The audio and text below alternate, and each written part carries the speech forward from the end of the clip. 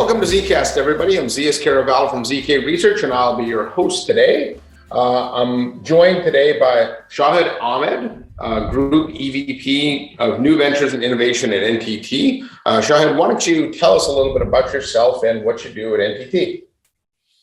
Thanks, Zeus. I recently joined NTT, feels like weeks ago, but it's been 6 months. I lead up all of our efforts related to innovation, growth, new ventures. We recently launched our private 5G service and platform. I'm very excited about that. That was one of the first things I did when I joined the firm. My background is essentially in the telecoms, digital, wireless consulting space. Spent a number of years at Accenture and prior to that at Sprint. And then I spent some time launching a couple of new businesses around blockchain and 5G. So we're going to talk 5G. Before we do that, though, I just want to give a quick shout out to eWeek, my media partner. All Zcasts are done in conjunction with the eWeek eSpeaks program. Shahid, this is a division of NTT. And before we start talking about what you're doing with 5G, can you give us a bit of background on NTT? It's a name globally massive, not very well known in the US, though. Yeah, no, absolutely. So as you know, NTT is a massive conglomerate, global company. It has obvious roots in Japan.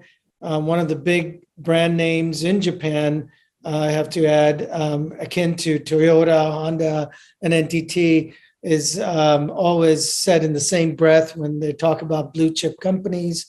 It is one of the largest telecom company in Japan. They have a subsidiary called Docomo that you might have heard of, one of the most innovative wireless companies in the world. But equally, NTT has a number of different companies, including Limited, NTT Data, NTT Inc., NTT Communications. But we, over the last few years, have been operating as one NTT. And that's a corporate strategy that we have been executing on for a while, even before I joined. And so whenever we talk about bringing innovative solutions or ideas or offerings to our customers, we're bringing the whole portfolio of companies to the table as opposed to individual ones. And NTT America, that division is actually pretty big itself. Back in the day when I was at Yankee Group, I did a fair bit of work with NTT America, and I knew they had big data center presence with the acquisition of Vario and things like that. So it's good to see you guys trying to expand here. Now, recently we mentioned 5G. You announced a partnership with Celona Networks to deliver private 5G. So can you tell me about this partnership? Yeah, no, absolutely. Thanks for asking that.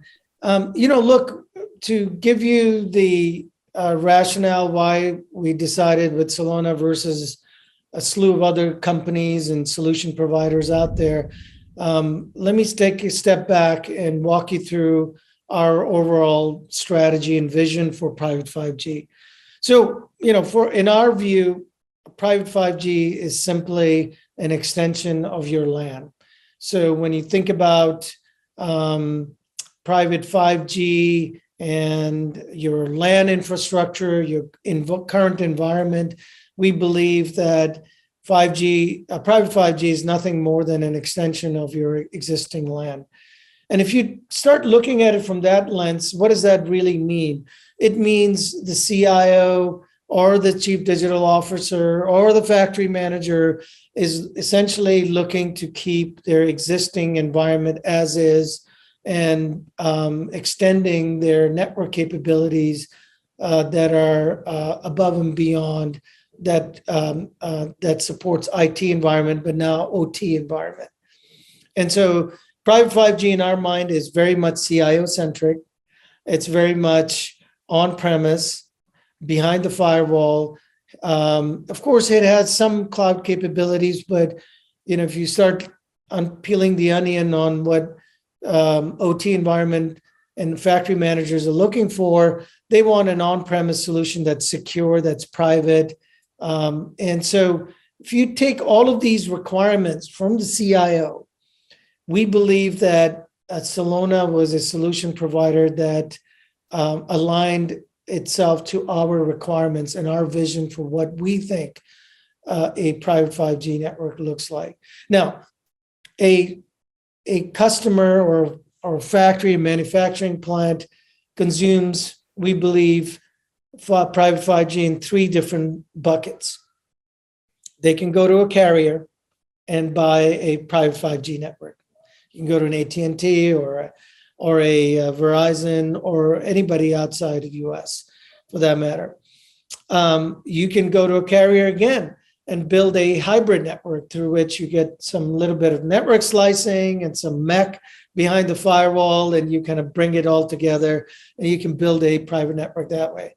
Or you could go just build a on-premise on the extension of the LAN private 5G network that's completely built by the CIO and managed potentially by either a CIO or a third-party managed service provider. That's the market we are focused on. And so when we look at Celona, we think they provide the right capabilities to align ourselves to that third bucket. Within those 3 buckets, what's the profile of the customer that would go the managed route with you in Celona versus, using a Verizon type of service or, even deploying the infrastructure themselves? Look, I think there's going to be a lot of customers that will go to the Verizons and AT&Ts, the Vodafones, the Deutsche Telecoms, Telefonicas of the world, right? Or NTT. What's that? Yeah, or NTT, right. Yeah. There'll be a lot of them. But we have taken a deliberate strategy and approach to lean ourselves towards the third bucket, which is companies that want to build their own and manage their own private 5G network. So they have more control, more security, more network capabilities from a latency perspective. So everything's on premise. And so you can do interesting things that you normally can't do if you've got a shared network or a public network. So we think that there's going to be a lot of companies, particularly manufacturing and industrial companies, that have a lot of strict security requirements, a lot of compliance requirements that would want to build their own 5G network and potentially even manage their own network. And so that's the market we're focusing on, even though we are a carrier. We also believe that we have to put our carrier hat aside and really kind of focus on what customers want and what industrial manufacturing companies want. And that's where we're going after. Now, I did see a Deloitte study that said, I think over 90% of CIOs are planning on deploying both Wi-Fi and 5G. And so can you talk a little bit about how those 2 technologies relate to us? Well, I can actually talk about our study we recently did. We surveyed alongside with the Economist Group, the Economist Intelligence Group, and they basically interviewed 200 CIOs. And there were a bunch of outcomes or insights that came out of that survey. You can take a look at it. It's on our website, and you can just, if you like, Google it, and you can get the results. But basically, the exam question was, how quickly do you think you'll be deploying private 5G and why? And number 2 was, what is the most important driver behind private 5G?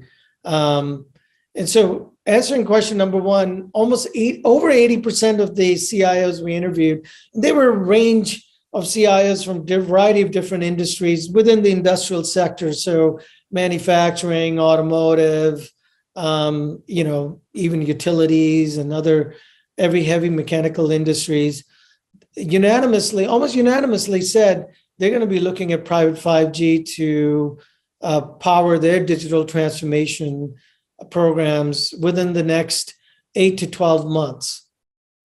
Either they're going to be doing a pilot or deploying commercially in a production environment private 5G, which is very encouraging. And that was sort of our hypothesis, but we wanted to make sure that was actually true, at least for that small subset. The other thing that came out was the security was one of the key drivers, the main draw behind private 5G. For many years, a lot of us thought that latency and feeds and speeds was the big draw. But from our interviews and checks with these CIOs, 200 of them, almost all of them said the big draw behind private 5G is security. And this is in relation to Wi-Fi, and, Wi-Fi 6, and, you have the 6 gigahertz coming down the pipeline now. But even considering all those new developments with Wi-Fi, this is still CIOs still think private 5G provides superior security capabilities than anything out there today. And you can intuitively see that, right? Because it's SIM-based security, it's cellular security, right? And, from a spectrum perspective, it's licensed, right? It makes sense. So let's assume that most companies are going to do 5G, and I think that's a pretty safe assumptions. If I choose to, and when I think 5G, and I think when most people think 5G, the first thing that's going to pop in their heads is carrier, right? So if I go down the carrier route, what are some of the gaps or the challenges that are created that going the private 5G solves? Yeah, sorry, I'm trying to keep away from the sun glare there. Well, it's a sunny day in Chicago. Right. We welcome that any day. Look, I think there's going to be a lot of customers that will look at Wi-Fi, and there's going to be a lot of customers that's going to always be tied to Wi-Fi. But what we are finding out, at least in the industrial manufacturing sectors, that Wi-Fi is just simply not scalable solution. Take security aside, even a large size, medium size industrial campus where you have warehouses, factory plants, parking lots where, you have distribution centers and AGVs moving equipment and goods around. You just not there. It's almost not economical to use Wi-Fi. The number of Wi-Fi access points equivalent to putting up 4 or 5 5G access points is, hundreds, right? It's almost like almost a factor of 5x to 10x, depending on what your use cases are.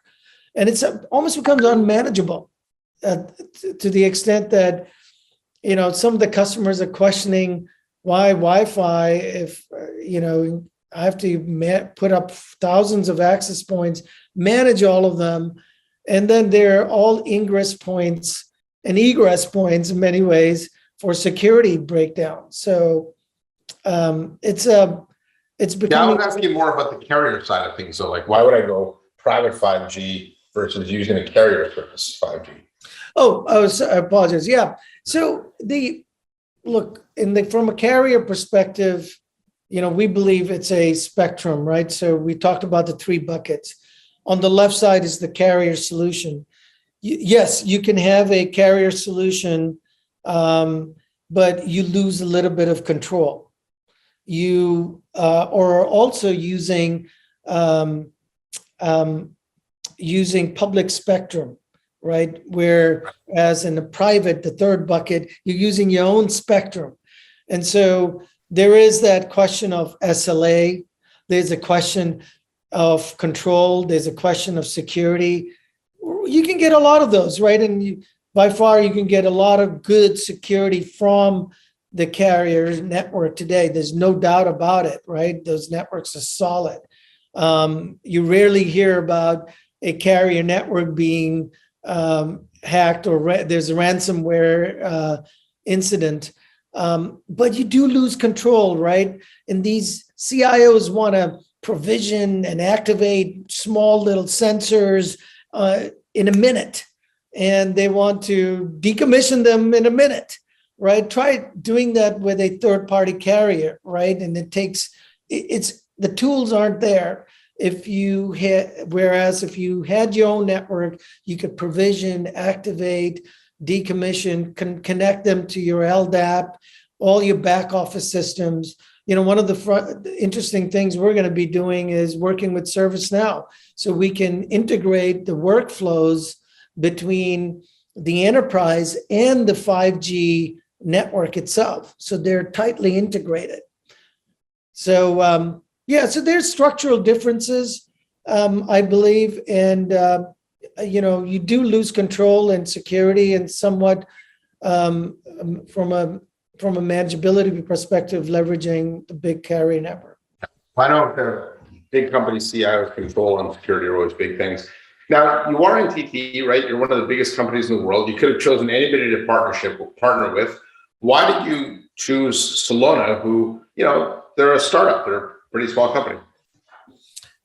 Yeah, look, as I mentioned before, we think first and foremost, Solona aligns to that third bucket that I talked about, the CIO-centric extension of the wireless, extension of the LAN, in effect 5G LAN. And it aligns to all those requirements that companies who want to build, manage their own network, right? So we think their solution lines up nicely to that. Now, we know they're a small startup, but they're also a leader in the space because they have a solution that not only lines up from a technical requirements perspective, but also from our vision for what the pricing for private 5G should look like. We think it should be based on a cloud subscription based model, meaning that it ought to have the same structure as though you're buying a SaaS service from a Amazon or another software company. So it's our pricing structure is very much tier based, and so we can do a lot of interesting things given from a pricing perspective, given what Solona offers today from a technology perspective. So we can take their technology and be able to do that, provide that pricing structure that we think lines up nicely to what CIOs want. And the other thing is, look, we're a big company, they're a small company.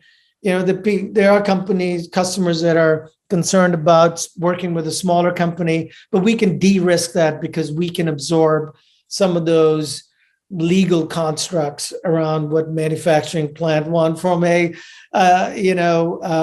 risk perspective, right? And we can bring that to the table. They may not work with Celona alone, but they can now work with us. Yeah. All right. Now, you had talked about manufacturing and industrial IoT. What are some of the other kind of low-hanging fruit use cases for where you see private 5G being deployed? Like, I don't think it's going to replace Wi-Fi in every laptop, and globally, but certainly in the right use cases, it makes some sense. So, what are those use cases? Well, so thanks for clarifying that. We don't believe private 5G is a wireless LAN replacement at all.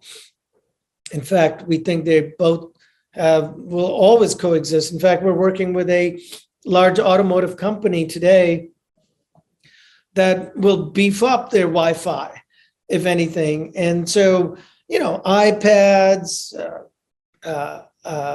computers, and other devices, handheld devices, they will always be connected to Wi-Fi. It makes sense. Yeah. But the way we see things is that OT devices, operational technologies like conveyor belts, robotic arms, AGVs, biometric cameras, machine vision cameras. We've got an example today. We were at a manufacturing company in Lincoln, Nebraska. I'll just leave it at that. But they have these cameras that are looking for jitter within the conveyor belt and be able to proactively forecast all the fallouts. There's these metrics out there that talk about product fallouts that don't match what the end product would look like, right? And so, I have a philosophy which is very simple, which is a camera is worth 1,000 sensors, right? It has a broad vision of all kinds of data points that it can look at, correlate them together, and be able to tell you what's going to happen. It's better than connecting 1,000 sensors across your conveyor belt and then in real time trying to collect all the data and be able to make sense out of it. But a image can do that instantly. But you need the right backhaul. You need the right network infrastructure to make that quick decision, whether turn off the conveyor belt, or increase the velocity, decrease the velocity, to manage that fallout that's yet to come. So there's a lot of use cases. We believe, in general, I would say private 5G is going to look at more the OT environment, and Wi-Fi will continue to support all the IT equipment. Yeah, when I think about it, a good rule of thumb is sort of your ad hoc, best effort type connectivity can be done over Wi-Fi. When you have mission critical things that have to be running, you think of the factory floor, think of the assembly line, think even healthcare, that needs to be, I think private 5G. So anyway, Shahid, I do have one more question for you, and it's related to 5G, and you guys called it out in the press release. You talked about the zero trust, and if there's a technology that is maybe more hyped than 5G today, it's perhaps zero trust. Can you talk and provide some color on what you're doing there and how that relates to what you're doing with 5G? Yeah, I'm trying to shield yourself from the sun here too at the same time. The one thing I would say around zero trust is, first of all, I would say that security is paramount. And really, again, the main draw behind why customers are actually looking to deploy private 5G. But I do believe that private 5G by itself is not enough. You need to have very much a zero trust architecture design principle. I know it's a very overused term these days. It's a term that a lot of people don't even understand what it truly means. But we believe that you need a framework. If you're connecting your OT devices, like your biometric camera, like your machine vision camera, to a network, now you've really putting some very critical infrastructure data points now on your network, right? There's safety data coming through, their mission critical data coming through, their potentially security data that's coming through. You want to be able to protect that. And we think that ZTNA will be a critical element to supporting a very robust access network, which is 5G. But you still need, for your LAN infrastructure, a zero trust network that includes the devices itself. And so what it means from our perspective, it has to be cryptographically secure. So the use of blockchain in there. It has to have, it has to shield the end devices in a way that you can't even discover that IP address of that biometric camera, right? It's completely, even if somebody penetrated the network somehow, they won't be able to see that IP address, right? It's just completely shielded unless you provide that cryptographic key in there. Only then you'll be able to see that IP address. So it's like a airtight network in many ways. It has to have a policy architecture that lines up to the overall IT architecture, not just by itself, but it has to have a governance structure that lines up nicely to the overall enterprise. So, I think to me, ZTNA, whether it's powered by one of the many vendors out there, is a critical element to the overall picture around private 5G.